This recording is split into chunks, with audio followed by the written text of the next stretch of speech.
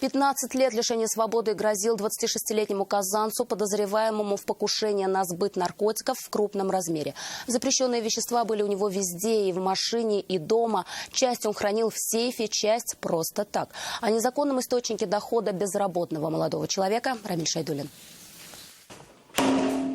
Пошел. Открывать сейф задержанный не захотел. Пришлось взламывать. До этого в квартире у 26-летнего казанца оперативники обнаружили 420 граммов гашиша и 49 граммов метамфетамина. Сейф был также не пустой. Там, как показала экспертиза, хранилось менее грамма марихуаны и порядка 350 граммов амфетамина. Обыск квартиры инициировали после того, как в автомобиле подозреваемого нашли 11 пакетиков с веществом растительного происхождения. Позже выяснилось, что это был гашиш. По данному факту возбуждено уголовное дело по признакам состава преступления, предусмотренного частью 3 статьи 30, частью 4 статьи 228 прим. 1 Уголовного кодекса Российской Федерации «Покушение на незаконный сбыт наркотических средств в крупном размере». Суда подозреваемый будет дожидаться в следственном изоляторе.